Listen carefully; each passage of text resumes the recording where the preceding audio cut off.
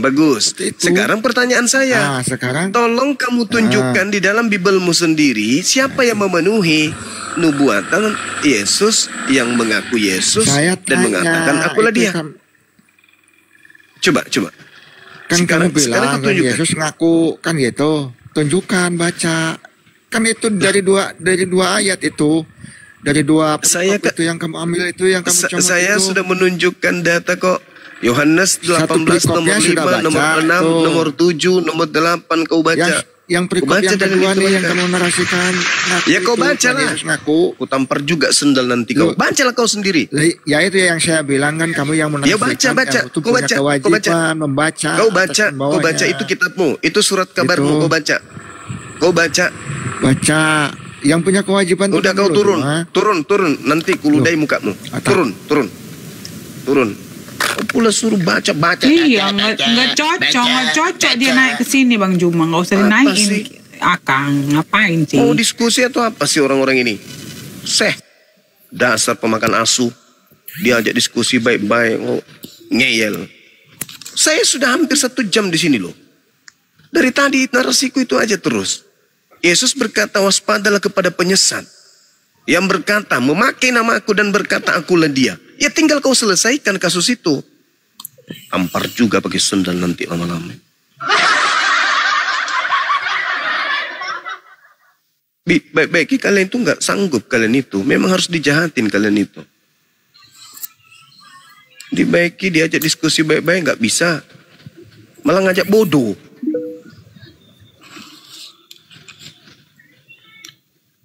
Kami punya sisi baik, kami punya sisi yang tidak baik.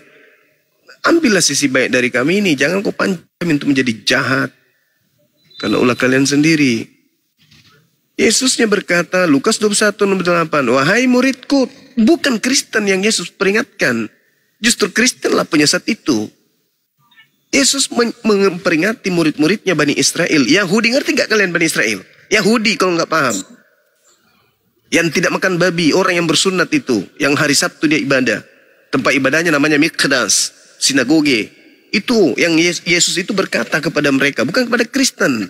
Justru Kristen ini yang harus diwaspadai oleh murid-murid Yesus. Waspadalah kepada penyesat yang datang kepadamu dengan memakai namaku dan berkata akulah dia. Itu kata Yesus kepada Yahudi. Maksudnya waspadalah kepada Kristen, itu kesimpulannya. Paham kalian? Jadi orang-orang Yahudi ini diminta oleh Yesus untuk waspada kepada orang Kristen. Puas. Dijabarkan baik-baik, gak mau mendengar. Udah kau tanggapi itu, silakan.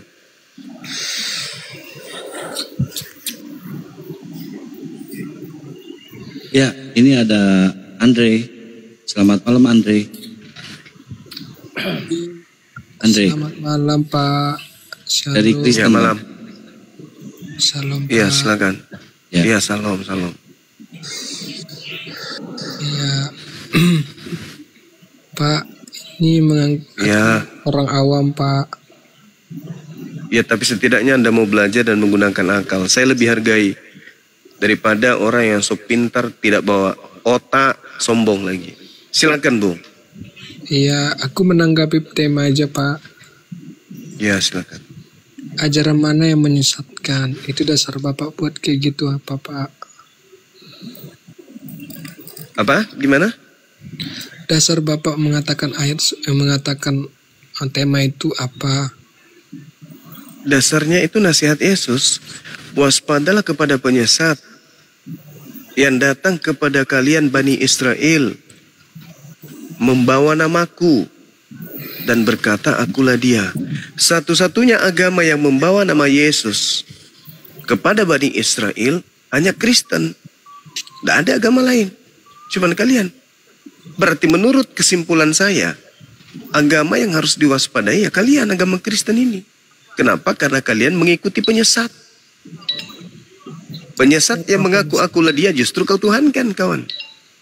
Akulah dia itu siapa Pak? Akulah dia penyesat itu. Penyesat itu siapa? Penyesat itu yang mengaku akulah dia. Iya, dia itu siapa? Dia itu penyesat. Ya bukan Yesus kan? Bukan Yesus. Yesus mana ada penyesat?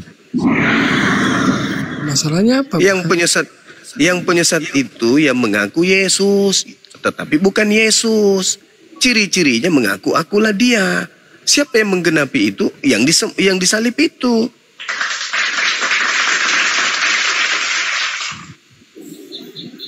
Yang disalib Kalau itu kan Anda Yesus.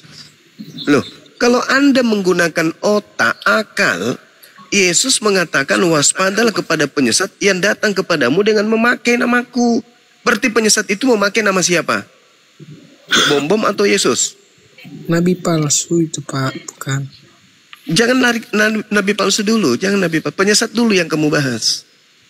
Penyesat itu orang-orang yang menggunakan nama Yesus. Bagus. Tetapi, Berarti orang ini berarti penyesat ini bernama siapa?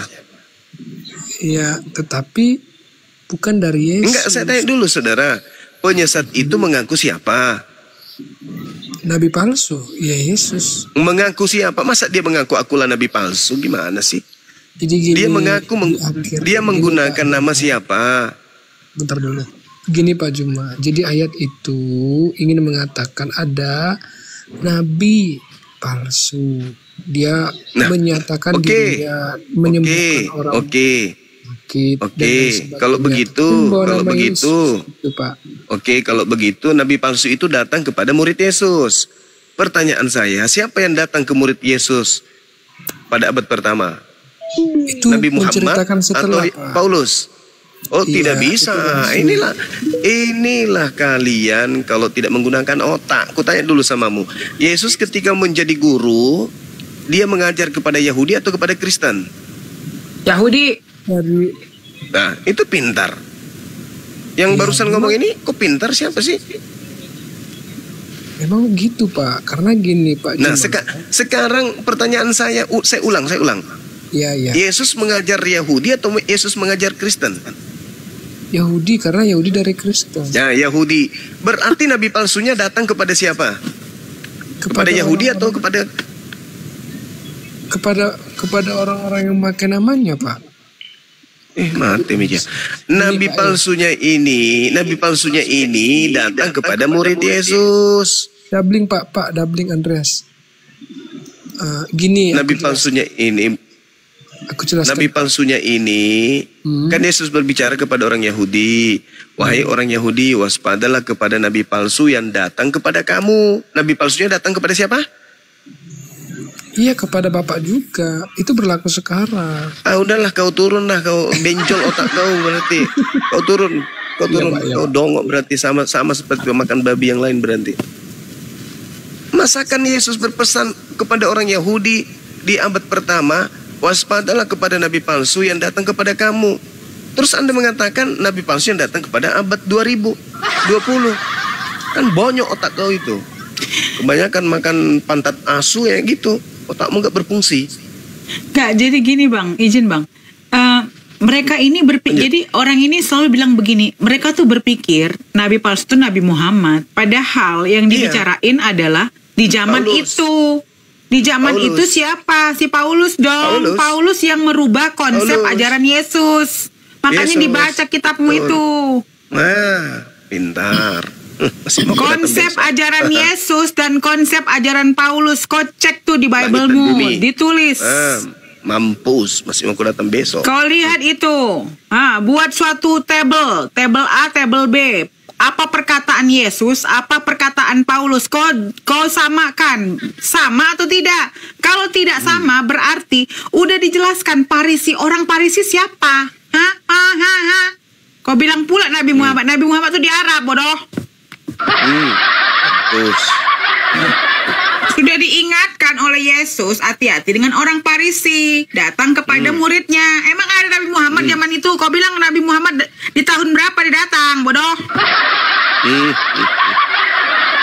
Udah dibilang orang Parisi, bilang lagi Nabi palsu Nabi Muhammad. Pakai dong otakmu kalau ngomong.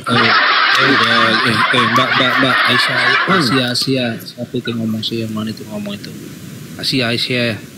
Apa sih? Ngapa kau? Tadi kau bilang yang menyesatkan itu siapa yang menyesatkan sekarang? Tanya lu. Paulus.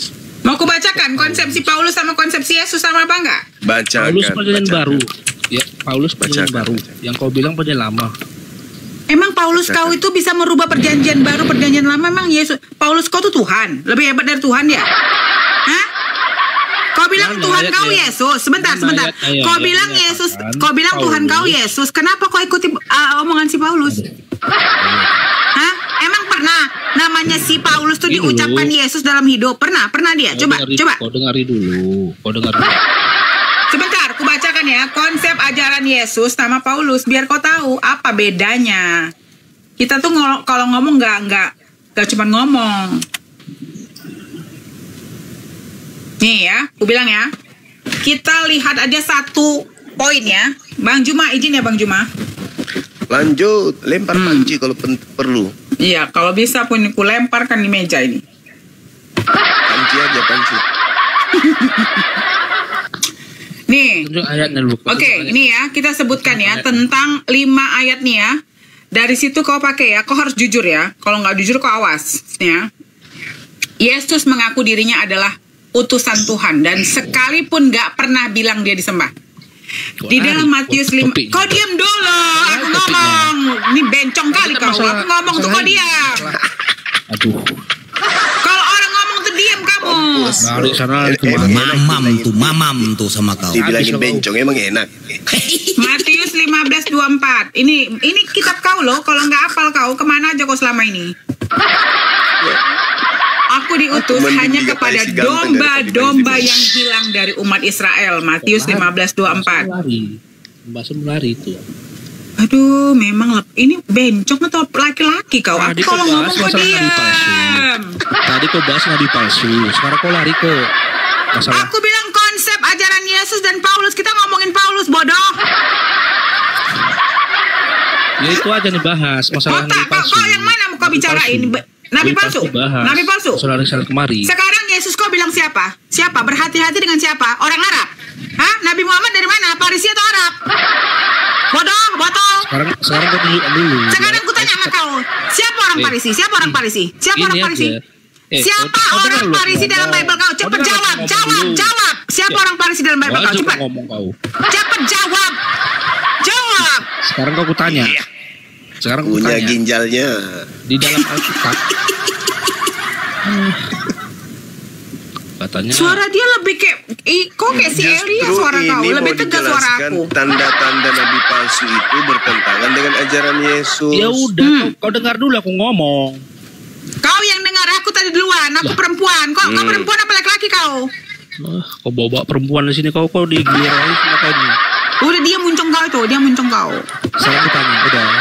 Di dalam Bible kau, apa kata Yesus kau? Berhati-hati kepada kaum siapa? Kaum siapa dia? Aduh. Kaum Kau dengar siapa? dulu, Jawab, ngomong, jangan bisa adu-adu sekali kau. aja. Kaum siapa? Bisa nggak kau dengar aku ngomong sekali? Kau aja? yang dengar, aku lagi ngomong, kau dengar. Aku ngomong, kau dengar. Sekarang bertanya Kau aku kali sama kau kalah. kamu. Di dalam Maksud Bible kali kamu, kau. Yesus kau bilang berhati-hati dengan kaum mana? Kaum mana? Arab atau Parisi? Sekarang gini. Sekarang gini. Nggak usah kau dulu. Jawab. Aku mau Monyet, ngomong. jawab monyet. Kau memang monyet.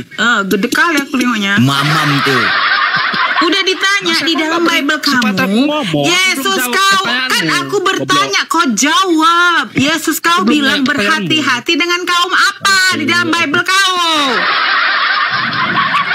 Parisi atau Arab? Jawab. Arab. Tahu kau? Arab. Memang muncung kau penjajah Udah, kau setan sekarang kau gini. makan babi kau. Aku ngomong ada alasannya. Makan babi kau setan iblis kau. Aper kau setan. Iyalah dalilnya Parisi kok larinya ke Arab. Memang Iya, penipu. iyalah. Orang ini Siap-siap kalau nggak aja dimaki menipu kau. makanya nggak menjajah. Makanya nenek Itu kan moyang kau ayat. tuh penjajah bos setan. Itu kan ayat untuk yang akan datang. Banyak nabi penyesat. Bodoh kau kepada murid-murid. Ya, Emang Muhammad murid-muridnya akan datang bodoh. Muhammad itu penyesat. Anjing kau Kau setan. dengarkan dulu aku. Makan anjing Kau kau. tunjukkan dulu di Alkitab. Mana? Makan anjing kau. Sabar. Enggak kan memang anjing yang dimakan. Aku nggak menghina dia. Memang makan anjing dia. Itu realita. Selain anjing dia juga monyet karena nggak ngerti bahasa Indonesia dia. Ya, Dia benar. pahamnya bahasa domba, maklum. Bener. Maklum lah ya, kita nggak nggak bisa bahasa domba, belum belajar bahasa domba, Kusmana ya. Ya, bentar, izin. Ini ada up to you Muslim apa Kristen? Minta naik. Nggak, gini lah. Aku klarifikasi sebentar ya teman-teman. Jadi gini, kita kan bicaranya konteks Babel, benar nggak Bang Juma? Masalah pertanyaan Yesus, apa kata Yesus? Berhati-hatilah dengan kaum apa? Kok dibilangnya Arab? Apa nggak menipu dia? Kayak gini ajaran penipu. Up to you. Selamat malam. Up to you. Selamat malam. Abang-abang dan ibu-ibu. Iya. Mohon maaf, mungkin saya bisa waktu sebentar saja. Mau berdiskusi kah, Bang? Betul Bang, betul. Boleh berdiskusi dengan Gurunda Bang Zuma, ya. Nggak, perasaan ibu-ibu cuma satu loh Bang, jangan ibu-ibu, ibu aja, bapak-bapak dan ibu, bukan ibu-ibu. Madam aja dulu. Oke, mau berdiskusi dengan Ibu Asia. Saya monitor aja, monitor. Baik, Gurunda. Ambil pegang pentungan. Iya bener Bang. Beleng-beleng Bang orang ini Bang, beleng-beleng. Terima kasih. Tapi diskusinya pakai dalil dan data ya, apple to apple ya. Ya, apple to apple. Jangan kayak tadi, jangan seperti ini lah. Jangan seperti Andreas tadi. Andreas tadi itu kayak seperti mama-mama Facebook gitu loh ya. Baik Bang. Ya. Oke, lanjut Bunda Asia. Oke. Mungkin terima kasih. Sesuai data ya Bang ya, sesuai data ya Bang. Baik. Siapapun yang bisa menjawab, mungkin saya akan masuk Islam deh. Tuh nggak perlu Bang. Akalnya dulu dilurusin Bang. Gampangnya masih Islam. Baik, begini. Sejarah Nabi Muhammad Isra Mi'raj. Kalau saya mendengar di khutbah pada hari Jumat, mendengar bahwa di dalam khutbah itu Nabi Muhammad diantar oleh malaikat Jibril. Namun diceritakan malaikat Jibril tidak sampai ke langit ke-7. Padahal Nabi Muhammad ceritanya naik ke langit ke-7 dan sampai di Sidratul Muntaha, ya kan? Kemudian kenapa malaikat Jibril tidak bisa tembus ke langit ke-7, tidak bisa ke Sidratul Muntaha pada saat Nabi Muhammad ketemu Allah? Itu yang pertama cerita saya dengar. Terus kemudian yang kedua, saya baca Al-Quran di surat Al-Isra ayat 1 bahwa Nabi Muhammad diperjalankan oleh Allah dari Masjidil Aqsa ke dari Masjidil Haram ke Masjidil Aqsa, kemudian naik dari langit 1 sampai ke 7 sampai Sidratul Muntaha. Pertanyaannya, yang pertama, apakah memang benar malaikat Jibril tidak bisa menembus langit ke-7 ketemu Allah? Itu yang pertama dulu Bang, mohon dijawab sehingga akal dan pikiran kita, saya bisa menerima itu Bang. Nanti ada pertanyaan kedua. Mungkin mohon jawaban dan pencerahan dari abang-abang dan apa tadi ya, madam ya. Baik, terima kasih Bang. Oke. Siapa yang mau jawab? Nake? Gurunda aja, Aku ya? Gurunda ya. Oke, baik. Jadi ketika Anda membaca Al-Quranul Karim, surah Al-Isra, di situ sudah jelas dikatakan Maha Suci Allah yang telah memperjalankan hambanya. Tidak ada yang tidak bisa dilakukan oleh Allah. Ketika Allah menghendaki memperjalankan Nabi Muhammad, itulah yang terjadi. Lantas kemudian ketika saudara mengatakan bahwasanya kenapa malaikat Jibril? Lah kan yang diminta untuk diperjalankan adalah Nabi Muhammad, bukan malaikat Jibril. Dan yang diperintahkan kemudian untuk menerima perintah sholat kan Nabi Muhammad, bukan malaikat Jibril. Kenapa ini bisa terjadi? Ya bukan hak kita untuk bertanya. Makanya dalam Al-Quran dikatakan la yus'al amma yaf'al.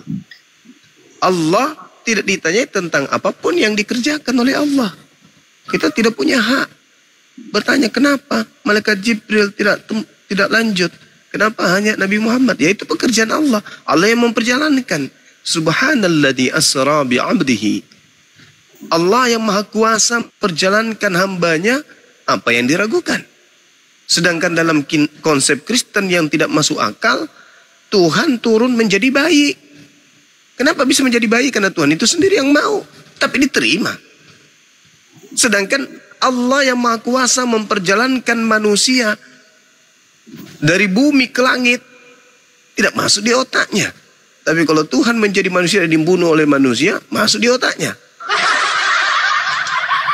Jadi ini hanya karena penolakan aja. Bagi kami umat Islam, terkait dengan Isra Mi'raj ini, la yus'al amma yaf'al. Allah tidak ditanyai tentang apa yang Allah kerjakan. Maha suci Allah yang telah mengerjakan, di mana Allah memperjalankan hambanya. Apa yang mustahil bagi Allah dalam masalah pekerjaan? Allah maha kuasa. Seperti itu, Bung. Silakan. Baik, Bang. Terima kasih penjelasannya, Bang. Jadi, sementara saya masih berkecamuk dengan pemikiran bahwa ada kontradiksi di situ. Kalau memang benar sejarah itu, malaikat Jibril tidak bisa ketemu Allah karena dikatakan pada khutbah itu, saya mendengarnya bahwa malaikat Jibril akan hancur pada saat malaikat ketujuh. Nah, kontradiksinya bahwa Al-Quran ini diturunkan kepada Nabi Muhammad dari Allah melalui malaikat Jibril. Kalau Jibril saja tidak bisa ketemu Allah, terus Al-Quran diturunkan, bagaimana caranya malaikat Jibril ketemu Allah? Itu Bang yang kedua pertanyaan, Bang. Aku boleh nambahin dikit, Bang Juma? Iya, silakan. Jadi begini ya, kata Jibril kepada Nabi Muhammad, saya hanya bisa mengantarkan sampai di sini ya, katanya. Naiklah Nabi Muhammad ke Sidratul Muntaha. Yang kemudian, di langit pertama dia bertemu dengan Nabi Adam. Setelah dia bertemu dengan Nabi Adam, dia naik ke langit kedua, dia bertemu dengan Nabi Isa dan Nabi Yahya. Setelah itu, dia bertemu di langit ketiga dengan Nabi Yusuf. Setelah itu, dia pergi ke langit keempat, bertemu dengan Nabi Idris. Setelah itu, naiklah dia ke langit kelima, bertemu dengan Nabi Harun. Dan langit keenam, bertemu Nabi Musa. Dan yang terakhir, ketujuh, dia bertemu Nabi Ibrahim. Dan Nabi Ibrahim yang sekaligus menemaninya ke Sidratul Muntaha. Jadi Bapak harus tahu ya, Jibril itu mempunyai tugas, bukan tidak bisa. Jadi kalau Bapak ingin kalau ingin berdiskusi itu, jangan ucapan individual dimasukkan ke dalam ajaran Al-Quran. Jadi Bapak bilang tadi ada kontradiksi. Kontradiksi itu kalau ucapan dari ayat 1 sama ayat 5 itu bertentangan. Tetapi kalau ucapan seseorang yang gak ada hubungannya dengan Al-Quran, jangan Bapak bilang itu kontradiksi. Karena kontradiksi itu adalah keterangan dalam suatu kitab suci yang bertentangan informasinya. Jadi kalau Bapak bilang tadi berbicara dan mendengarkan seorang ustadz atau siapalah aku nggak tahu, dan Bapak sampaikan ke dalam Al-Quran, itu nggak apple to apple pertanyaannya, Pak. Lanjut Bang Juma. Iya, Masya Allah. Jadi terkait dengan pertanyaan Anda yang kedua, tadi saya sudah katakan kepada saudara, Al-Quran menjelaskan la yus'al amma yaf'al. Dialah Allah yang menciptakan segala sesuatunya, tidak ditanya tentang apa yang Allah kerjakan. Mengenai Al-Quran yang diwahyukan kemudian oleh Allah, Al-Quran menjelaskan, Qul man kana aduwwan li Jibril fa innahu nazzalahu ala qalbika biiznillah. Katakanlah wahai Nabi Muhammad, barang siapa yang menjadi musuh Jibril, maka ketahuilah bahwa dialah yang telah menurunkan Al-Quran ke dalam hatimu dengan izin Allah. Allah yang mengizinkan, maka bisa terjadi.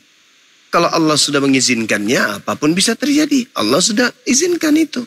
Qul nazzalahu ruhul qudus min rabbika bil haqq. Katakanlah wahai Nabi Muhammad, Roh Kudus menurunkan Al-Quran dari Tuhanmu dengan kebenaran untuk meneguhkan hati orang yang telah beriman. Jadi atas izin Allah, Al-Quran diwahyukan melalui Roh Kudus untuk sampai kepada Nabi Muhammad dengan izin Allah. Apa yang salah di sana? Apa yang diragukan di sana? Allah yang memberikan kemudian izin kepada Roh Kudus untuk menyampaikan Al-Quran itu kepada baginda Rasulullah Muhammad sallallahu alaihi wasallam. Nazzalahu ala qalbika biiznillah, dengan izin Allah. Tidak ada masalah di situ. Silakan. Baik, Bang Suma dan Madam, terima kasih penjelasannya. Mungkin saya bisa terima ya penjelasan itu. Terus kemudian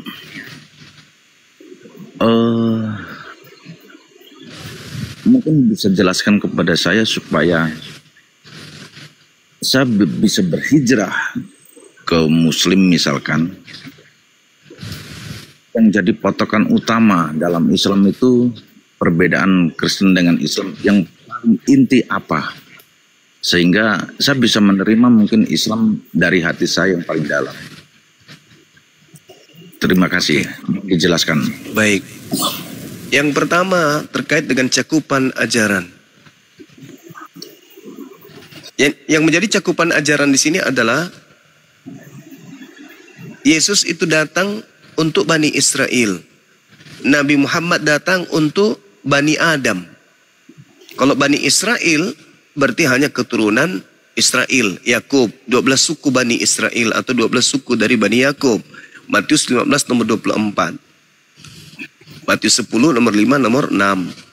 Sedangkan Nabi Muhammad, Al-Quran surah Al-Araf ayat 158, sesungguhnya wahai manusia, aku diutus oleh Allah untuk kepada kalian seluruhnya. Makanya Nabi Muhammad itu dalam cakupan ajarannya untuk seluruh umat manusia. Jadi kalau ada orang yang masuk Islam, sudah benar. Karena Islam memang diwahyukan untuk seluruh orang. Tapi kalau ada orang masuk yang menjadi Yahudi, nggak bisa. Karena mereka bukan keturunan Yehuda, bukan keturunan Israel, Yakub. Kalau ada orang menjadi Nasrani, nggak bisa. Kenapa? Karena mereka bukan orang-orang yang berasal dari Nazaret. Jadi harus Islam. Karena hanya Islamlah yang diperuntukkan untuk seluruh umat manusia. Itu cakupan yang pertama. Yang kedua, tentang konsep Tuhan. Pencipta langit dan bumi itu ahad. Shema Israel Adonai Eloheinu Adonai ahad. Kul huwallahu ahad. Jadi Tuhan itu tunggal, absolut. Tidak berbagi, tidak berbilang, tidak bersekutu. Dan itu diajarkan oleh Yesus. Hidup kekal itu adalah mereka mengenal Engkau satu-satunya. Kalau sudah ada penekanan satu-satunya berarti nggak ada dua-duanya. Nah inilah yang diterangkan dalam Al-Quran dalam ilmu tauhid. Tidak ada lain. La ilaha illa ana. Tidak ada ilah, tidak ada sembahan selain daripada aku. Akulah Tuhan pencipta langit dan bumi. Nah itu konsep bertuhan. Kemudian konsep peribadatan. Seluruh kemudian peribadatan, penghambaan manusia itu harus tertuju kepada satu hakikat Tuhan saja. Bukan kepada dua hakikat atau tiga pribadi, tetapi hanya kepada satu hakikat saja. Dan seluruh rangkaian ibadah yang terjadi, yang diadakan itu tergantung kepada sang yang hakikat yang tunggal tadi. Allahus Samad. Seluruhnya hanya ada rangkaiannya kepada yang satu tadi ini. Orang yang menyembah sapi, orang yang menyembah pohon, menyembah batu, menyembah manusia, ketika mereka berdoa kepada sembahan-sembahan mereka, yang mendengarkan adalah yang ahad. Yang memenuhi hajat mereka yang ahad. Mereka menyeru kepada batu, menyeru kepada yang lain, tetapi yang mendengarkan adalah yang ahad tadi. Maka hajatnya terpenuhi. Yang ketiga, ketika berbicara mengenai konsep peribadatan, konsep ibadah, maka agama yang betul adalah agama yang menyembah kepada hakikat yang tak bersilsilah. Kalau ada kalau ada sembahan yang bersilsilah, berarti sembahan itu gugur menjadi ahad, gugur menjadi satu, tunggal. Kenapa? Karena punya silsilah. Berarti dia beranak dan dia diperanakkan. Sedangkan pencipta langit dan bumi ini mustahile beranak, apalagi diperanakkan. Mustahile itu terjadi. Nah, konsep Islam lam yalid wa lam yulad. Pencipta langit dan bumi yang kami sembah yang maha besar tidak beranak dan tidak diperanakkan. Itu. Kemudian yang terakhir, konsep agama yang betul tidak mendudukkan perkara sembahan, ibadah, urusan duniawi yang bersandar kepada ketuhanan, menganggap bahwa Tuhan itu setara dengan makhluk. Tidak ada itu dalam konsep agama yang betul. Tidak ada yang setara dengan Tuhan. Maka tidak ada kemudian sehakikat aku dan Bapa, sehakikat nggak ada. Berarti pencipta langit dan bumi disetarakan dengan anak manusia. Itu konsep yang sangat keliru. Itu konsep yang kemudian fatal. Konsep yang salim batil itu. Harus batal konsep seperti itu. Bagaimana mungkin pencipta langit dan bumi yang maha dahsyat, yang menciptakan ribuan miliaran galaksi, yang mengatur kehidupan, ritme kehidupan, baik di langit maupun di bumi, setara dengan manusia yang minum susu. Itu kebatilan yang harus dibatalkan. Jadi kenapa harus memilih Islam? Karena hanya Islamlah konsep agamanya yang relevan dengan akal manusia. Bung, satu serpihan cahaya yang pencipta kita titipkan kepada kita adalah akal. Untuk apa akal itu disimpan di kepala manusia? Satu, manusia disuruh untuk menjadi pemimpin. Artinya ada alat pada diri manusia yang bisa mengantarkan manusia itu sampai kepada Tuhannya. Sekarang nih, kalau Bang Suma ditanya, bisa nggak Bang Suma itu menjadi Kristen? Kalau saya mematikan akal, bisa. Tapi kalau saya memfungsikan akal, saya nggak bisa jadi Kristen. Mau saya dikuliti, jantung saya dicopot, ginjal saya dicopot, usus saya diurai, tidak akan pernah bisa saya masuk Kristen selama otak saya masih berfungsi. Contoh, Bang Suma, kau jadi Kristen ya? Kenapa di Kristen? Karena Tuhannya pernah lahir ke bumi menjadi bayi. Hah? Itu sudah nggak bisa masuk di logika. Bagaimana saya mau masuk Kristen? Saya menyembah kepada bayi yang pernah menjadi bayi, yang pernah jadi orok, pernah digendong sama mamanya. Habis itu mamanya menuhankan dia. Oh no, akal saya nggak bisa terima. Kalau itu konsep betul, berarti Tuhan tidak maha tahu. Kenapa Tuhan tidak maha tahu? Karena Tuhan menciptakan akal yang tidak kemudian relevansi kerjaannya dengan keadaan Tuhan itu sendiri. Contoh, yang tadi itu yang saya gambarkan. Bagaimana mungkin saya bisa sampai kepada Tuhanku ketika alat berupa akal ini tidak bisa menghantarkan saya kepada Tuhanku? Bagaimana mungkin akal saya bisa terima seorang Tuhan netek kepada ciptaan? Maka lebih baik akal saya dicopot dari kepala saya kalau saya dipaksa menjadi Kristen. Karena tidak akan pernah masuk di otak saya. Nah, kalau Tuhan benar, berarti Tuhan itu gagal. Kalau Tuhan benar adalah pernah jadi manusia, berarti Tuhan itu gagal menciptakan akal. Kenapa? Akal yang diciptakannya error sampai dia tidak bisa menerima keadaan Tuhan pernah menjadi bayi. Tapi kalau Tuhan itu maha tahu, lantas menciptakan akal sebagai serpihan cahaya yang mengantarkan manusia dalam hidup kegelapan menuju kepada terang benderang, menuju kepada hakikat pencipta, maka Islamlah tempatnya. Qul huwallahu ahad, wahai akal katakan kepada manusia, pencipta langit dan bumi itu ahad, satu, nggak mungkin dua. Kalau ada dua, yang satu mengatakan hari ini saya mau bikin gempa. Yang satu mengatakan jangan dulu dong, kasihan di sana banyak ciptaan kita masih bayi. Yang Tuhan satu enggak, di situ banyak orang yang bermaksiat yang tidak pernah beribadah menyembah kita. Oh jangan dulu, biar bagaimanapun di situ ada hambaku yang selalu memuji aku. Itu ya, tapi dia enggak memuji aku, kamu aja. Akhirnya perang Tuhan. Jadi itu mustahil terjadi. Lalu kemudian ketika Tuhan itu agama Islam saya mengatakan Tuhan itu satu. Logika saya bekerja, oh iya, Tuhan itu satu kehendak, tidak mungkin ada Tuhan yang kemudian memiliki dua kehendak. Islam lolos. Tuhan tempat bergantung segala sesuatu. Doa, harapan, kehidupan, semuanya bergantung kepada Tuhan. Islam lolos lagi. Islam mengatakan Tuhan tidak beranak dan tidak peranakan. Bagaimana dengan akal? Konek gak konek lagi. Tuhan tidak setara dengan makhluk. Konek gak konek lagi. Jadi cuman akal, cuman Islam yang bisa diterima oleh akal. Nah, kalau Islam itu benar dengan konsep Islamnya, barulah boleh dikatakan pencipta langit dan bumi itu maha tahu. Karena dia menciptakan akal, di mana dia mengetahui bahwa akal yang aku ciptakan ini akan membuat makhlukku yang bernama manusia sampai kepada kehadiratku. Nah, itu baru betul. Karena ada dua serpihan cahaya yang pencipta langit titipkan kepada diri kita sebagai manusia. Yang pertama adalah ruh yang meliputi kalbu, hati. Yang kedua adalah akal. Kapan akal kita ini tidak bisa sampai kepada Tuhan karena konsep agama kita, maka jangan pernah memilih agama yang menjadi racun bagi akalmu. Karena Tuhan itu maha tahu. Karena dia maha tahu, maka alat yang diciptakan berupa akal menghantarkan pengguna akal ini akan sampai kepada ketuhanan. Sama seperti pabrik yang menciptakan kulkas. Kalau kulkasnya ini betul-betul diciptakan oleh ahli, maka buku panduannya tidak akan mungkin salah.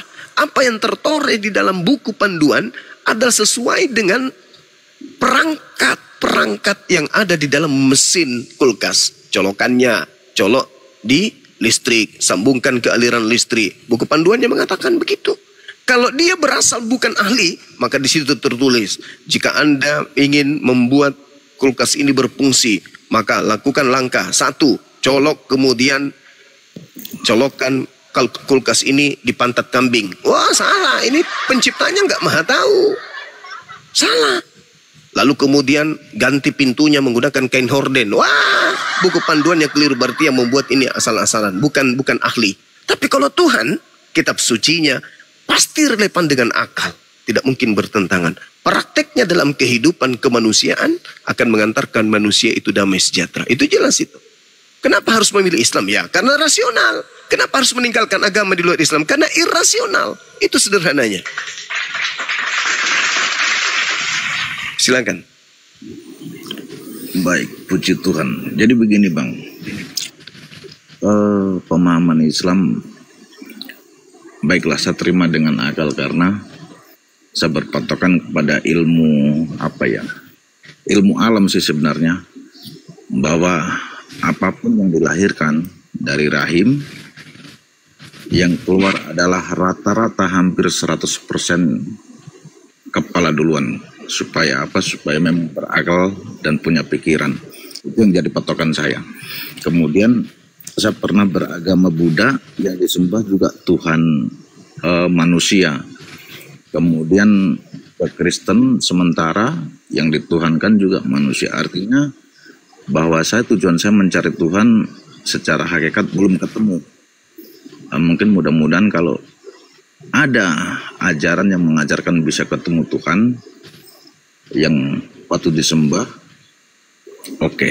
Karena saya juga menyadari bahwa Tuhan yang patut disembah itu adalah yang satu, yang ehad tadi yang Abang sebutkan. Terus kemudian kenapa kalau masuk Islam harus membaca syahadat? Itu mohon penjelasan Bang.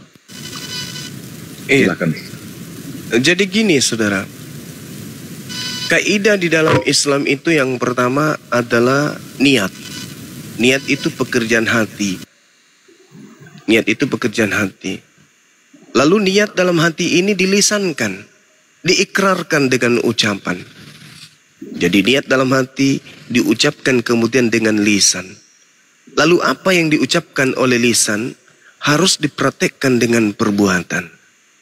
Itu Islam tuh. Jadi ketika Islam bersaksi tidak ada Tuhan selain Allah, maka Islam itu harus mempraktekkan kesaksiannya ini.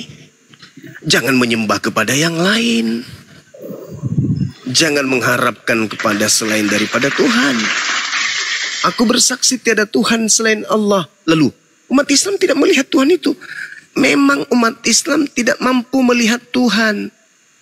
Karena Tuhan itu bukan makhluk. Lalu bagaimana umat Islam ini melihat Tuhannya? Al-Quran yang membimbing. Apa kata Quran?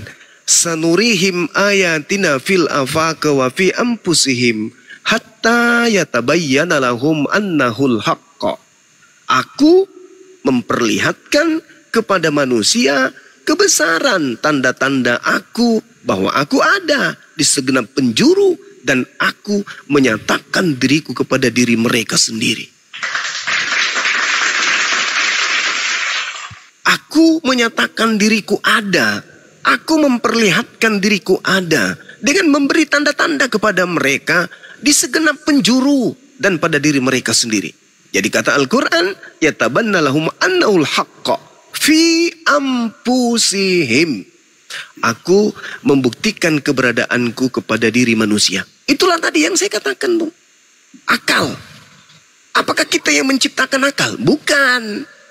Tapi kenapa akal kita bisa menghantarkan, kita bisa tahu ini baik, ini buruk, ini hitam, ini coklat, ini pendek, ini tinggi. Kenapa? Siapa yang mengsetting itu semua? Kita. Kita yang membeli akal. Saya ke pasar beli akal deh, akal saya sudah mulai soak, beli akal. Bukan kita. Lalu siapa? Itulah yang diterangkan Al-Quran. Kamu tidak perlu mencari aku, karena engkau akan menemukan aku pada dirimu. Aku sudah memperlihatkan matahari terbit dari barat, timur sampai ke barat. Aku memperlihatkan siang dan malam. Aku memperlihatkan kemudian gunung. Aku memperlihatkan langit. Aku memperlihatkan hujan. Aku memperlihatkan engkau dari bayi. Besok berubah jadi kanak-kanak. Kemudian anak. Kemudian remaja. Kemudian dewasa. Lalu kau menua. Siapa yang membuat itu semua? Kamu? Bukan. Kalau kamu menggunakan akalmu yang kutipkan kepadamu, maka engkau akan sampai kepadaku. Jadi jangan kau mencari Tuhan, karena Tuhan itu ada di segenap penjuru alam semesta ini. Tuhan menyatakan dirinya. Bukan pemerintah yang membuat matahari bergerak dari timur sampai ke barat. Bukan. Bukan juga pemerintah yang mengatur ritme hujan. Bukan. Bukan juga pemerintah yang kemudian membuat oksigen yang ada yang kita hirup sampai sehari ini. Bukan. Lalu siapa? Kata Al-Quran, hei, sanurihim ayatina fil afaq. Aku memperlihatkan tanda-tanda keberadaanku dari segenap penjuru. Wa fi anfusihim, wa anfusihim. Dan juga kepada dirimu. Akalmu, siapa yang men-setting? Suaramu, dari mana itu? Kau bisa mengerti. Di lidahmu itu aku titipkan. Ini alatnya untuk mengecam, merasakan manis. Ini pahit, ini kecut, ini kemudian asin. Aku yang menyimpan itu, atau kamu yang membuatnya, atau nenekmu yang membuat itu. Aku, jika kamu sadari itu, pasti engkau tahu bahwa aku ada. Asyhadu alla ilaha illallah. Kemudian di sisi lain, Allah Subhanahu wa taala menjelaskan kemudian, walaqad khalaqnal insana wa na'lamu ma tuwaswisu bihi nafsuh. Dan sungguh aku telah menciptakan manusia, dan aku sungguh mengetahui apa yang dibisikkan oleh hatinya. Jadi pencipta langit dan bumi itu kudu annallah sami. Pencipta langit dan bumi itu wajib hukumnya maha mendengar. Alim, maha mengetahui. Maka apa yang dibisikkan oleh hati manusia, pencipta harus tahu. Pencipta kita harus tahu. Karena kenapa? Kita adalah makhluk yang membutuhkan Tuhan. Maka kebutuhan kita itu terbersit dalam hati kita. Maka Sang Maha Mengetahui harus mendengarkan itu. Ayat selanjutnya mengatakan, Al-Quran surah Kaf ayat 16. Wa nahnu akrabu ilaihi min hablil warid. Dan aku memperlihatkan diriku kepada manusia dengan menyatakan bahwa aku lebih dekat kepadanya daripada mereka terhadap urat lehernya. Jadi Al-Quran mengatakan Allah pencipta langit dan bumi itu lebih dekat kepada manusia daripada manusia itu sendiri terhadap urat lehernya. Jadi antara jarak kita dengan urat leher kita itu dekat. Tetapi pencipta langit dan bumi jauh lebih dekat kepada kita daripada kita kepada urat leher kita sendiri. Apa buktinya? Bahwa Allah itu dekat. Sekarang begini. Kita memasukkan nasi ke dalam perut. Kita kunyah sebisa mungkin. Nanti besok hari dia makanan yang masuk ini akan menyebar. Ada ke paha, ada ke lengan, ada ke gigi, ada ke mata, dan seterusnya. Pertanyaannya, nutrisi yang masuk, kenapa tidak memanjangkan rusuk kita? Selayaknya kuku yang setiap hari bertumbuh. Kenapa alis mata kita ini atau bulu mata kita ini tidak memanjang seperti layaknya rambut?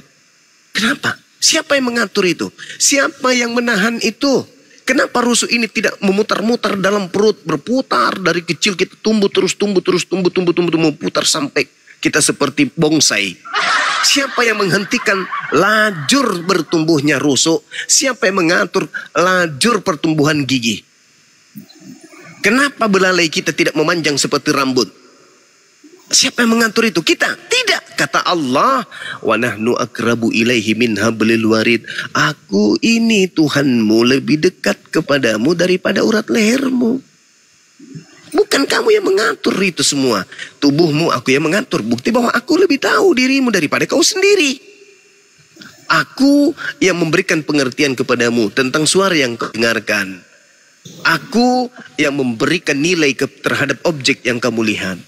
Aku yang menitipkan rasa terhadap kepekaan yang kau punya. Bukan kamu. Aku. Maka aku lebih dekat dari kamu daripada kamu kepada dirimu sendiri. Inilah yang diterangkan Al-Quran. Makanya umat Islam itu tidak menyembah objek. Tidak ada miniatur. Tidak ada karikatur. Tidak ada foto Tuhan. Tidak ada gambar Tuhan di Islam. Kenapa? Karena Tuhan itu meliputi alam semesta ini. Bahkan meliputi manusia. Makanya ada disebut ilmu makrifat. Siapa yang mengenal dirinya, maka dia mengenal Tuhannya. Siapa yang sampai kepada dirinya, maka dia sampai kepada Tuhannya. Jadi mustahil Tuhan itu turun menjadi bayi. Untuk apa? Oh, Tuhan itu maha melihat. Tuhan itu maha mendengar. Yang turun ke bumi adalah orang atau oknum atau sesuatu yang tidak maha mengetahui. Kenapa dia harus bergerak dari tempat satu ke tempat yang lain? Karena dia ingin mendengar.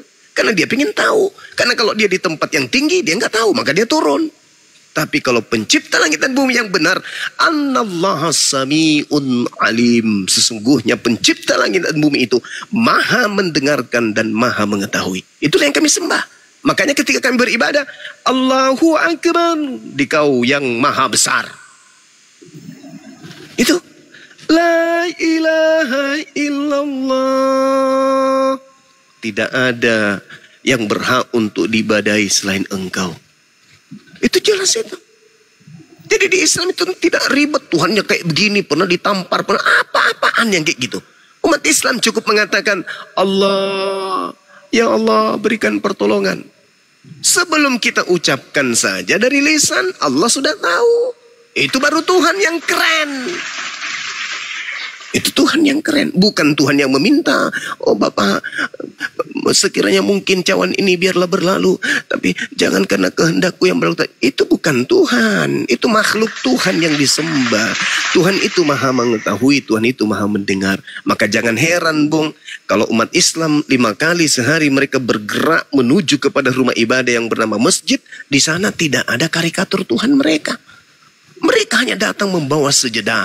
Di depannya tak ada gambar. Yang ada cuma jam menunjukkan waktu ibadah. Habis itu dia tebarkan sejadah. Allahu Akbar.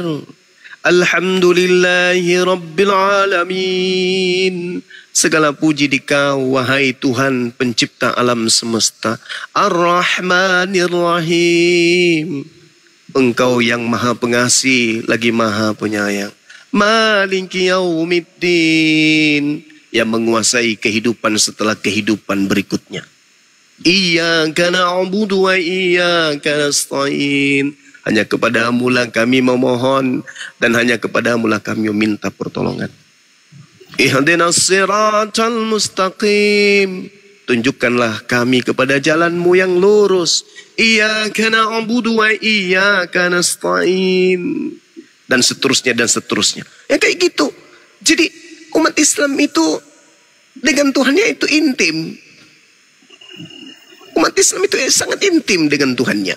Bercakap-cakap dengan Tuhannya. Bersenda gurau dengan Tuhannya. Itulah umat Islam. Tidak sama seperti, mohon maaf nih, agama-agama di luar Islam. Tuhannya harus jadi orang lah, jadi sapi lah. Jadi sebegitu, saudara. Jadi di Islam itu kenapa bersyahadat? Ya kami harus mempersaksikan karena Tuhan itu maha melihat. Menguji. Sama seperti Yesus di dalam Yohanes 8, 15, 16, 17, 18. Yesusnya mengatakan, kalau aku menghakimi, aku tidak menghakimi seseorang. Kamu menghakimi, tetapi aku tidak menghakimi. Dan apabila aku menghakimi, maka penghakimanku itu benar. Sebab aku tidak seorang diri. Bukankah di dalam kitab Tauratmu dikatakan, 2 saksi adalah sah. Akulah yang bersaksi tentang diriku, dan Tuhanku, Bapakku yang mengutus aku juga bersaksi tentang diriku. 2 saksi. Maka kami Nabi Muhammad kami persaksikan sebagai utusan Tuhan. Dan kami bersaksi bahwa yang mengutus Nabi Muhammad dan yang mengutus Yesus, mengutus Nabi Musa, Daud, Salomo, Abraham, Isa, Yakub, itu semuanya adalah Tuhan pencipta langit dan bumi. Yang kami sebutkan dengan sebutan Allah Azza wa Jalla. Allah Subhanahu wa Ta'ala. Hakikat Allah yang maha suci lagi maha tinggi. Seperti itu, saudara. Baik, terima kasih atas penjelasan. Saya rasa penjelasan yang sangat rasional dan masuk akal, karena sejatinya Tuhan itu hanya satu, dan itu mulai saya yakin, walaupun di Kristen, di Buddha mengatakan satu, tapi itu masih manusia yang disembah. Artinya secara logika kami sebenarnya agak menolak sih dengan penyembahan terhadap manusia itu sendiri, Bang. Baik, terima kasih. Mungkin apakah masuk Islam itu hanya dengan syahadat atau ada syarat lain, Bang, yang mungkin harus dipenuhi bagi, ya mungkin seperti, ya saya pribadilah saya gambarkan seperti ingin masuk Islam gitu, Bang. Iya. Jadi masuk Islam itu niat, kemudian niat ini diteorikan, kemudian apa yang diteorikan ini dipraktekkan. Apa syaratnya? Ya bersaksi. Aku bersaksi bahwa tiada Tuhan selain Allah, dan aku bersaksi Nabi Muhammad adalah utusan Allah. Syarat kedua, mempraktekkan kesaksiannya. Kalau kita bersaksi tiada Tuhan selain Allah, maka kita apa? Harus bersujud kepada aturan-aturannya. Ente bersaksi aku adalah Tuhanmu, ya tunduk kepada aturanku. Ente bersaksi aku adalah utusan Tuhanmu, ya tunduk kepada aturanku. Maka ketika kita sudah mempersaksikan supaya tidak dikatakan kita bersaksi palsu atau bersaksi dusta, maka kesaksian kita itu harus kita praktekkan. Benarkah kamu bersaksi bahwa aku adalah Tuhan dan tiada Tuhan selain aku? Benar, maka lakukan perintahku. Aku pengen lihat. Aku perintahkan kamu sholat. Coba. Benarkah kau bersaksi tiada Tuhan selain aku? Aku Tuhan memerintahkan sholat. Coba kamu praktekkan. Benar enggak? Kalau orang itu tidak sholat, orang itu tidak puasa, orang itu tidak zakat, berarti kesaksiannya diragukan. Ketika kita bersaksi tunduk, aku bersaksi bahwa presidenku adalah Pak Prabowo. Lah kalau kamu bersaksi dia presidenmu, maka tunduk kepada aturan-aturannya. Itu baru disebut sebagai rakyat yang taat. Nah begitulah Allah. Ketika masuk Islam, bersyahadat mempersaksikan tiada Tuhan selain Allah, Nabi Muhammad adalah utusan Allah, maka langkah selanjutnya adalah mengikuti aturannya. Karena hanya ada 2 kelompok manusia di atas muka bumi ini, Bung. Yang pertama adalah Muslim, yang kedua adalah kafir. Siapa Muslim ini? Muslim artinya orang yang berserah diri, kepada aturan-aturan Tuhan. Dengan kata lain, orang yang ingin hidup terpimpin oleh Tuhan. Orang yang mau menapaki hidupnya hari demi hari dengan mengikuti permainan Tuhan, aturan Tuhan, perintah Tuhan. Sedangkan di ufuk yang berbeda, kelompok kedua adalah kufur. Siapa kufur ini? Orang yang bebas, tidak ada perintah. Bebas dia, seperti hewan, mau ngapain aja boleh. Tidak ada perintah yang datang kepadanya. Nah, mau diatur Tuhan, jadi Muslim. Tidak mau diatur Tuhan, jadilah seperti kambing. Jadi seperti monyet. Tidak ada aturan main. Adapun aturan yang dibuat, adapun aturan yang dilakukan, aturan buatan sendiri. Seperti ibadah minggu, buatan sendiri. Natalan, buatan sendiri. Makan babi, buatan sendiri. Minum khamar, buatan sendiri. apalagi nyanyi-nyanyi, buatan sendiri. Itu hanya untuk menyenangkan hati mereka sendiri, tapi kepada perintah Tuhannya ditinggalkan. Nah kalau di Islam nggak boleh, karena hanya dua kelompok kita ini manusia. Ada yang Muslim, ada yang kafir. Kalau kafir bebas. Nah sekarang siapa yang mau hidup bebas? Kafir, jangan jadi Muslim. Bebas pasti, bebas, tidak ada perintah. Wahai orang-orang kafir, bersunatlah, potonglah kulupmu. Nggak ada. Yang diperintahkan untuk bersunat adalah mereka yang berserah diri, bersaksi bahwa sunat itu adalah perintah Tuhan. Nah kalau kita bersaksi Tuhan selain Allah, apa perintah Allah? Sunat. Maka tunduk kepada perintahnya. Ikhlas tapi bukan karena terpaksa. Sekira begitu, Bung. Ya, izin host bersuara. Kalau host nggak bersuara pasti rungkat. Silakan. Dibantu tab-tab layar, teman-teman, bantu ya tab-tab layar. Ya, lanjut Pak Optoyu. Harus bersuara host sedikit, walaupun sedikit. Baik Bang, ya terima kasih. Terima kasih atas rasanya Bang. Aduh, tidak. Tanpa sadar Bang, air mata jatuh Bang. Enggak tahu kenapa. Iya. Aduh. Sebelumnya mana saudara ini? Protestan atau Katolik? Ini Bang, apa namanya? Pantekosta Bang. Pantekosta. Iya. Iya. Sama dengan abang saya juga. Ada yang Pantekosta.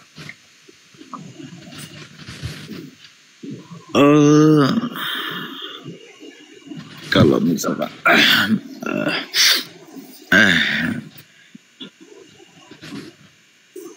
mau masuk Islam harus pergi kemana Bang? Misalkan atau ke Departemen Agama atau gimana caranya ya? Bisa di masjid Bung, bisa.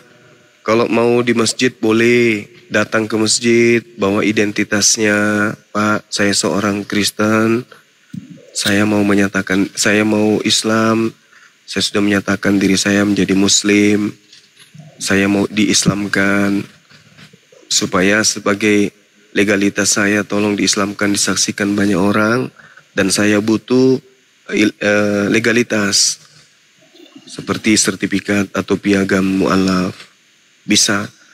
Di sini juga bisa Bung, karena kami adalah lembaga apologet Islam Indonesia yang berbadan hukum. Jadi kalau di sini syahadatnya boleh disaksikan 5.000 mata memandang, dan di YouTube juga ada puluhan ribu yang melihat. Dan nanti kami buatkan ijazah atau sertifikat mu'alaf. Tergantung abang ini mau di masjid atau di sini, atau bisa di sini ke masjid juga sembari besok ke masjid, atau bisa di masjid lalu di sini juga boleh gitu. Ya, izin Gurunda sedikit menambahkan. Siap. Kalau di sini juga sama, administrasinya juga harus dilengkapi sama kayak di masjid. Persyaratannya ya, harus ada KTP, foto sama foto tanda tangan di kertas kosong. Itu. Iya, baik, iya Bang. Mungkin ya, maaf, sebelumnya Bang Optoyu siapa namanya kalau boleh tahu? Nanti aja lah Bang, nanti saya buka. Mungkin waktu sesudah ini ya, sesudah dari masjid mungkin ya. Ya. Iya, kebetulan saya juga di ini Bang, di Papua. Kebetulan juga masyarakat Papua kan rata-rata Nasrani.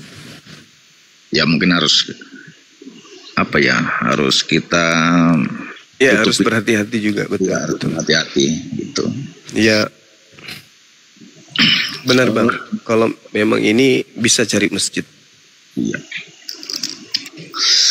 Baik Bang, terima kasih buat Abang Cuma dan rekan-rekan semua, mungkin dengan pemahaman. Ya, sama-sama Bang. Benar, artinya Tuhan itu adalah satu. Allahu Akbar. Iya. Jadi Sang Pencipta memang harus ahad, harus tunggal, itu yang dari dulu sebenarnya saya berpikir begitu. Namun ya